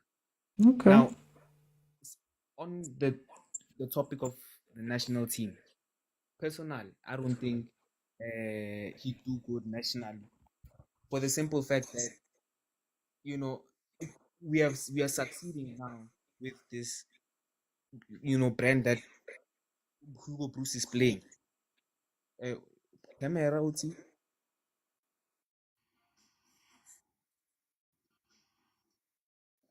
okay, I'll just.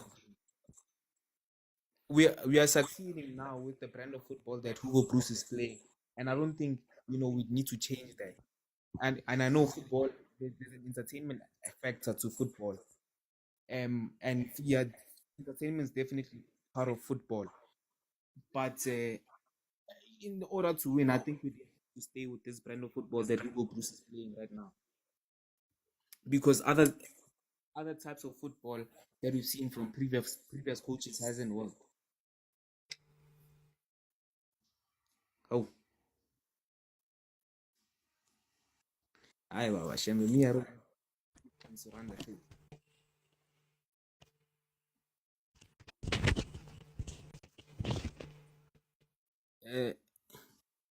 Can you guys hear me? No, I hear you clearly. Let me just check something. Okay.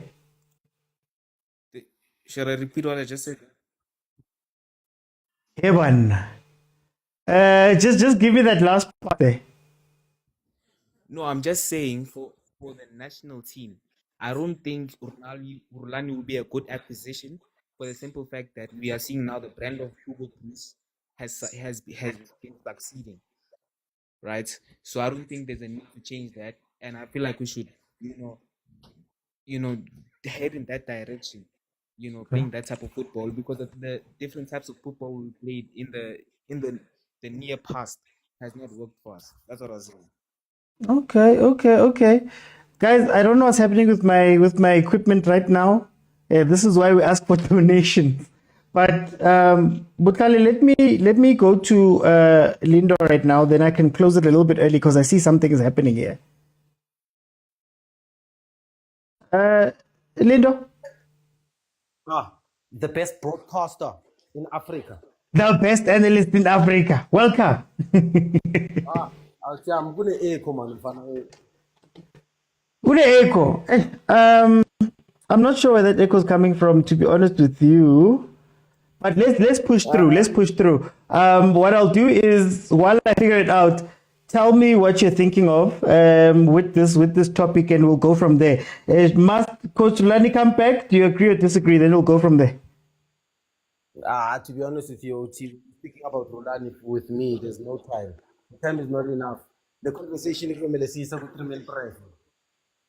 This let's cut on us for with me and Rulani is not enough. And one of the reasons why I pulled through was because of there was Picasso on the panel, and he made some valid reasons. I like the guy who is exception. Like the guy who took the classic. George, your show has some incredible people. I would genuinely, really, really encourage people to come and support and watch the show. It's one of the best shows you ever listen to. It's like you're listening to late night football radio show. But other than that, George, to be honest with you, just to answer your question, just to be quick, I'm going to 2 minutes because I can hear myself. I took on the air caller. Oh, someone, sorry about that. Someone is trying to call me. Rulani, George, number one. The only thing I feel about this whole thing is the pain of realizing that he might not have the opportunity to go to the Club World Cup. He deserves it. He did an extremely good job with Mamelodi Sundowns as an assistant coach, as a co-coach, as a head coach, where he made sure that he builds the football heritage in that football club. Continued the work of Coach Pitso, of course, and the investments that are made by the club did help the club get into that space. We can't shy away from that. But for me to see him in the semi-finals, getting closer and closer, I feel that this was the season where he was going to win the Champions League fairly. So I'm not surprised that Carlos is in the final of the CAF Champions League. We did not have Kaizer last season in the semi-final against the Esperanza, and unfortunately enough, this season we've got the best player in Africa in our team, which obviously is an advantage. I think last season not having Kaizer was a big loss for Rulani. I think that was a big because when you talk to him and the conversations that I have with Mokwena, it's Kaizer was a big loss for them. A big loss for Kaizer. So for me, George, the fact that he left Mamelodi Sundowns and it felt like death is one of the reasons why this will always be our biggest pain, especially from technical to maximally purist and the people on the ground. It's not just about trophy. I always emphasize this when I analyze football, that yes, it's good to speak about trophies because that's what we are there for. Part of our job is to speak about what is happening in the match. But if you understand what coaching is, it's about influence, it's about changing life. Football is a game of relation. It's about improving people. And for me, that guy, the influence that he's had in this country, you see all these coaches, abayenza ama-B license, abayenza ama-A license, abayenza ama-C license, you go to them, you ask them who's their role model or the coach they look up to, they will tell you Coach Rulani. George, we are talking about a coach here. Even Coach Pitso himself. I was listening to Mark Mayambela, and one of the things he said he wants to spend time on Rulani and keep his brain. Because this is not just about winning and trophies and results. This is about influence, right? Yeah. And for me, I did not want him in the first place to go to that. One of the reasons why, okay, like, let me get off, George. I'm gonna end up revealing things I don't want to say. But before you go, can I ask you one thing? Outside of the coaching, outside of all of the other stuff, like the actual technical, all of that, do you think maybe that one of the problems when you look at Coach Rulani is his approach to things in terms of how they handle situations? Like the moment, the moment they bring a carnival, they bring a circus and they have fireworks and what, in your mind. George, Mamela, of course, emotional intelligence is something that we need to learn, all of us. Right? The 37-year-old coach the 3 biggest teams in Africa. Of course, sometimes it does get to you. Coach Shomosono once said, when I was still a Pirates coach, that one of the reasons why he would make it difficult for him to go to Pirates is because he's too emotional. He doesn't have the right emotional. And you speak to people like Abu Sembata and you see the damage, some of the things, or the negative things rather, should I say, that is done at the club, which is to release some of the legends and bring in people like Bonabo Patrice, Bonabo Michael. But it hurt a lot of people at the club. And that is the honest truth. That is the honest truth now. Now, I was asakuluming I think, or my opinion. You understand? That's why I'm saying I'm not going to. I've listened to Shembe, I've listened to the other guys. It's so right with what they are saying in terms of the tactical blah blah blah. Not him, his football, not adjusting. Firstly, George, I'm going to be truthful. I love the guy, but I'm not naive. Right? I understand that there's things that he needs. That's why I'm saying we don't have time. This is not enough, George. This time is not enough. Coach, which is of course when he comes into the country, George, for sure, he's a brother to me, for sure. So that's the first thing. It's like you and I, George. It's the relationship I have with you. But I'm not naive to also not understand your mistakes or not understanding my mistakes. So my bigger point here is the coach is not perfect. Of course, releasing Ama legends or some of the legends in bigger roles, Mamelodi Sundowns, like scouting, like technical analysis, like development coaches, that influence obviously affected a lot of people at the club. You understand? His decisions that he's made personally, obviously wanting to win and wanting to do so well in this country, wanting to win the trophy and the pressure and the stress to deliver the CAF Champions League. Obviously, there were mistakes and things being said there emotionally. Winning the AFL was a big thing for him because he said after the AFL, I want a lodge, I want Mabasa. He couldn't get that. Obviously, there was an attitude after that because he felt the responsibility to win a CAF. And he felt that with the players that he had requested, they were going to get him over the line. Obviously, at the club, we're also not naive, George. We understand that I don't into Zoitola at the club. He has the best material. We cannot protect him there because he's got the best material at the club, no matter who's injured, right? But that was an influence. The influence to go to Wydad, George. He did not want to go there. He wanted to go there, of course. It's a big club. They wanted him. But I think the bigger reason was the FIFA Club World Cup. Even before the draw, I think him playing the Club World Cup, I think he feels he deserves it. I think he's one of the people, just like myself, George. Maybe a lot of people don't know, but people that support me and people that are with me through and through know that this has been years and years of sacrifice. Years and years of sacrifice. George, I've sacrificed my life for football.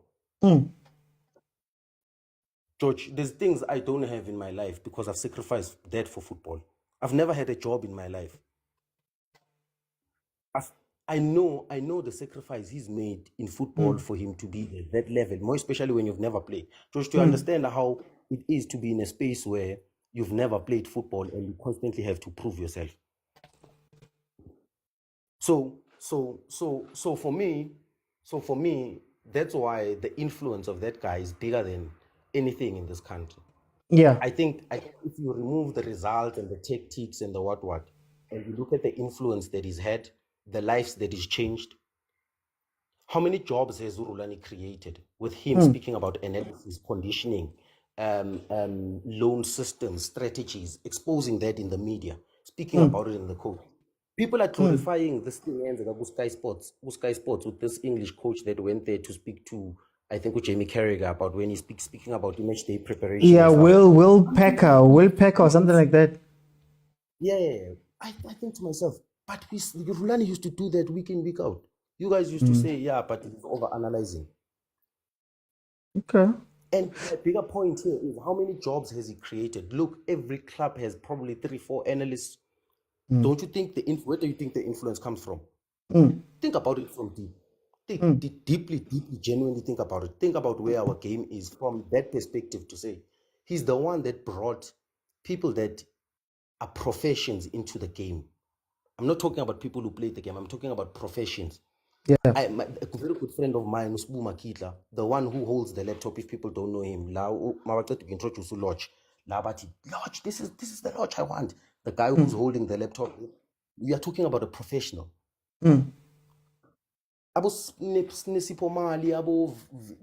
All these big analysts in this country, or these renowns. There's 2 young boys who Mamelodi Sundowns people don't know of. Maybe they do, but maybe they're not too public. Uyadin Kwavol. If I'm pronouncing him right. Yeah, I think if I'm pronouncing him right. And then no Tinashe. Those are young boys in their early 25th. People don't know this. For you to even be an analyst, you can't be an analyst. They hire more or they go for younger people because they don't have family responsibilities. When I had a conversation, Mike Macab, not to Mike Macab, assistant Mike Macab, or Alban, he said to me, Lindo, when we are looking for analysts, we are looking for people that don't have families because with Don't have lives. Don't have lives, basically. Yeah. Thank you, my friend. You speak better English than me. I always say you always help me. But my bigger point here is, I did not need him to go to North Africa. And George, like being a phone wasn't figure like this. But anyway, I think I've said much. There's more I can feel. There's more I want to say. I will save it for 3-minute press. I think this is what we're going to speak about. No, Lindo, thank you guys so much.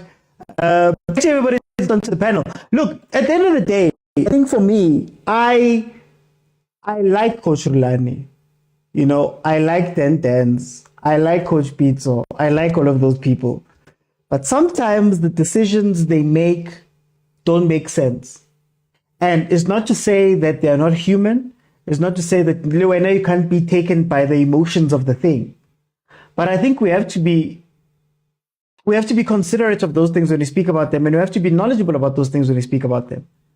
When I speak about Coach Rulani, when I was speaking about Coach Rulani from last season, when everything was happening, it's like all he needs to do is to make better choices. Sometimes you make better choices. Sometimes you make better choices, not because you can't do all of these things. Sometimes it's to learn. Sometimes you have to know, but the most important thing is to know what you don't know and to take advantage and to notice all the things that you do. Guys, we know Wheated is a highly, highly, highly pressured team in a highly, highly, highly pressured country. We know that last season, Wheated was number 6. They had to watch Raja Casablanca being invincible. They had to watch AS FAR with Coach Nebi coming number 2. We had to watch all of these things. So already you must understand that there's a bubbling that is happening in that club.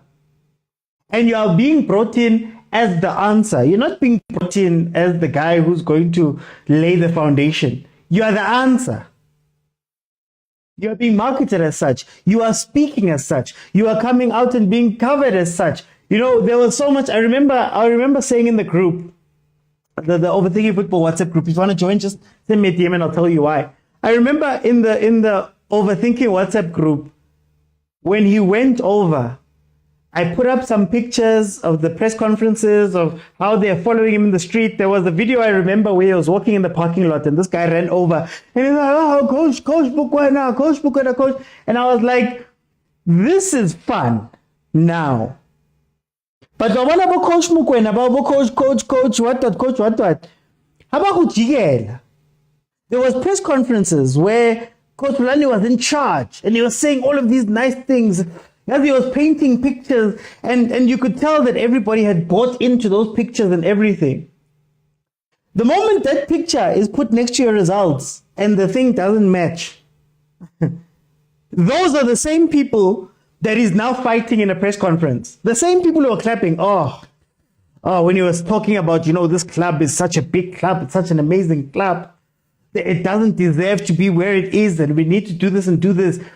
Those guys that were clapping are the same people that at the end you were saying, no, but you guys ask me these questions and you tell me things and all of these. Now, when I hear, you have to be able to back it up. There was a guy I used to work for. He used to own clubs. and he was talking about promotion and things like that. Clubs, as in like clubs, more like Ruvanting.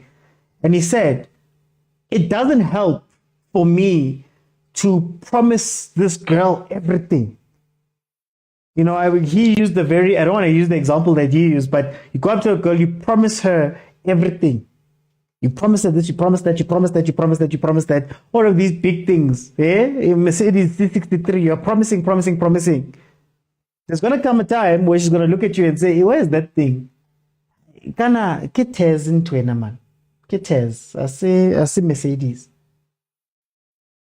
There we go. Now you start having the thing. That's what Rulani is going through. He's coming with fireworks. He's coming with all of these things. When I see the fireworks, I'm also expecting that. Whereas you look at a Fadlu, you look at a coach Jose Rivero. Jose Rivero comes here quietly. We don't know why Pirates hired him. We don't know what he wrote in his CV. We don't know what happened. People are calling him plumbers. Now your expectations are low. Now when you win, and you have to win, but now when you win, your expectations are not. You see what Nebi's fighting or going to be fighting soon is the same thing. You were brought in because you're a trophy winner, you were this, you were that. You came in and you're talking about quality and all of that stuff. If you don't get the results next season, a ton of people are going to look at you and say, "Ow, Mara, coach." And then, so I think anyway, to end off, Rulani must learn to be humble at times. Rulani must learn that, expectations are there. Don't add on to the expectations unnecessarily. And he must learn that it's a results business, not a talking business, especially out there. Not a talking business. It's not a business where you're coming in and your poems are what people are going to eat. At some point, they're going to ask for results. Coach Pitso understood that when he joined Ahly. He understood. In fact, that Champions League actually saved his job because he hadn't won the league that year, for example, the following year. He understood. Everybody understands that this is all results. You can only talk for so long. But in any case, guys, thank you so much for joining me. It was meant to go through other topics, but wait, before you go, I did an interview with Utwa Stadler, Mupra JT. We had some great conversations. In hour 30, we delve into a lot of things. He's one of the guys that has been overseas. I've asked him about him coming back and homesickness. He's been at Mamelodi Sundowns. He was there when Tate Motsepe was taking over. Some incredible insights about that time at Mamelodi Sundowns, how things were changing and how the attitude was brought in by the coach. We spoke about his time at Kaizer Chiefs and how in his words, it's so much different than everybody else. It's so much bigger than you might imagine. The pressures, all of the things. We discussed so many things. Why the jersey is heavy. There's so many conversations. That we had with Uprache. So it's an incredible conversation about mentality, about all of these things. So please, if you can support me, go on over to YouTube, the Overthinking Football Show on YouTube. And you can watch that interview. It's also a branded thing. So because it's branded, guys, whenever you see something branded, whether it be on YouTube, on TikTok, wherever, watch it 700 times. Like, share, comment. Even if you comment 600 times, please, it helps the brands when they need to come back. If you have the time, also head on over to Instagram and give me a follow there because, like I said, with brands and things, they look at those type of things. But anyway, guys, no, it's not true. It hasn't been confirmed. Anything about Pirates hasn't been confirmed. There was no secrets. There was no secrets, Busaro. Guys, I'll see you then. I'm not going to be in tomorrow. I'll be back on Thursday. Bye, everyone.